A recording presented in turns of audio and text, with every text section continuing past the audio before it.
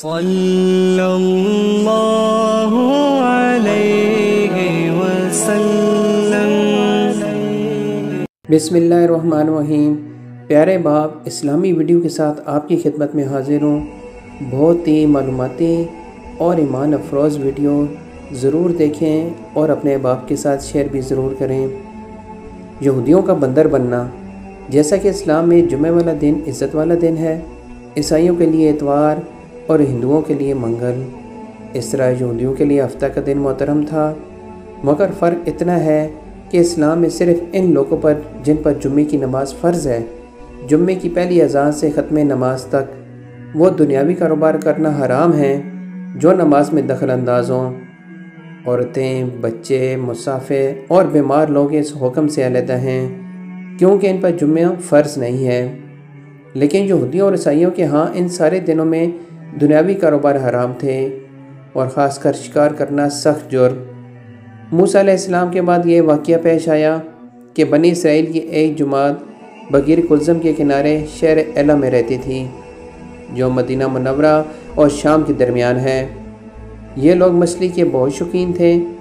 رب کی یہ شان کہ ہر ہفتہ اس دریا میں بے شمار مچھلیاں نمودار ہوتی تھیں، یا تو ان کے امتحان کے لیے یا اس مچھلی کی زیارت کے لیے جس کے پیٹ میں حضرت یونس علیہ السلام رہتے تھے۔ باقی دنوں میں سب مچھلیاں غائب ہو جاتی تھیں۔ ان کے منہ میں پانی بھر آیا اور سوچنے لگے کہ کس تدبیر سے ان کا شکار کرنا چاہیے جس سے شکار بھی ہو جائے اور ہفتہ کے دن کی بے حرمتی بھی نہ ہو۔ آخر ان عقل مندوں نے یہ ہیلا سوچا کہ دریا کے ارد گرد بہت سے گہرے غار کھود دیے جائیں اور دریا سے اس غار تک نالیاں بنا دیں۔ جمعے کی شام کو ان نالیوں کا منہ کھول دیتے تھے کہ پانی کے ساتھ مچھلیاں ان گڑھوں میں آ جائیں، اور اتوار کے دن ان گڑھوں سے پکڑ لیتے تھے اور کہتے تھے کہ ہم ہفتہ کو شکار نہیں کرتے۔ انہوں نے وہ مچھلیاں خوب کھائیں اور فروخت کیں جس سے یہ بڑے مالدار ہو گئے۔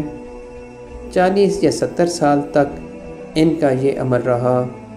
یہ لوگ کل 70,000 تھے۔ ان کی 3 جماعتیں بن گئیں، ایک تو شکار کرنے والوں کی، دوسرے اس سے منع کرنے والوں کی، اور تیسرے خاموش رہنے والوں کی۔ یہ لوگ کل 12,000 تھے، باقی سب شکاری۔ جب شکاریوں نے ان کی نصیحت نہ مانی تو انہوں نے اپنے اور ان کے درمیان ایک دیوار بنا کر شہر کے 2 حصے بنا دیے اور کہا کہ ہم ان کے ساتھ نہ رہیں گے کہ ہم پر بھی عذاب نہ آ جائے۔ یہاں تک کہ داؤد علیہ السلام کا زمانہ آ گیا۔ آپ نے ان کو شکار کرنے سے منع کیا اور فرمایا کہ اے بیوقوفو، قید کرنا ہی تو شکار ہے۔ جیسے کوئی ہرن کو جال میں پھانس لے، اس نے شکار کر لیا، کھائے یا نہ کھائے، اور کھائے تو آج ہی کھائے یا کبھی دوسرے وقت۔ غرض ہے کہ ہفتے کے دن تمہیں شکار کرنے کی ممانعت ہے، نہ کہ فقط ہاتھ میں پکڑنے کی یا کھانے کی۔ اس سے باز آ جاؤ ورنہ عذاب میں گرفتار ہو جاؤ گے۔ شکاریوں نے کہا کہ ہم تو بڑے عرصے سے یہ کام کر رہے ہیں، اگر یہ برا ہوتا تو اب تک ہم کو امن کیوں ملتی؟ تب داؤد علیہ السلام نے یہ دعا فرمائی جس سے رب کا غضب آ گیا اور رات میں ہی یہ سب کے سب بندر بن گئے۔ جوان لوگ بندر اور بوڑھے لوگ سور بنا دیے گئے۔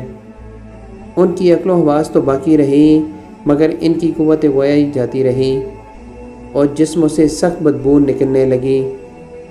صبح کے بعد اس محلے کے لوگوں نے دیکھا نہ تو اس محلے سے کوئی آدمی آتا ہے اور نہ کوئی آواز، نہ کوئی دھواں وغیرہ نکلتا ہے، تو یہ دیواروں پر چڑھ کر ان کے گھروں میں داخل ہو گئے۔ وہ بندر ان کو دیکھ کر ان کی طرف دوڑے اور ان کے قدموں سے لپٹنے لگے اور ان کے کپڑے سونگھتے اور روتے تھے۔ ان لوگوں نے کہا کہ کیا ہم نے تمہیں شکار کرنے سے منع نہ کیا تھا؟ وہ بندر سارے ہلاتے اور آنسو ان کے رخساروں پر بہتے تھے۔ اس حال پر ان کو 3 دن گزر گئے اور سب کے سب ہلاک کر دیے گئے، نہ کوئی باقی بچا اور نہ ان کی نسل چلی۔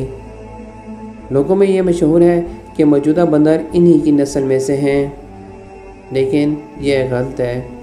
ان سے پہلے بھی بندر تھے اور یہ موجودہ بندر ان سے پہلے بندروں کی اولاد میں سے ہی ہیں، کیونکہ صحیح روایت میں ہے کہ کوئی مست شدہ قوم 3 دن سے زیادہ نہیں جیتی، نہ کھاتی ہے نہ پیتی ہے اور نہ ہی اس کی نسل چلتی ہے۔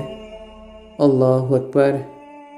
دوستو یقیناً یہ ایک معلوماتی ویڈیو ہے، اپنے بچوں کے ساتھ ساتھ اپنے احباب کو بھی یہ ویڈیو ضرور شیئر کریں تاکہ ان کی معلومات میں بھی اضافہ ہو۔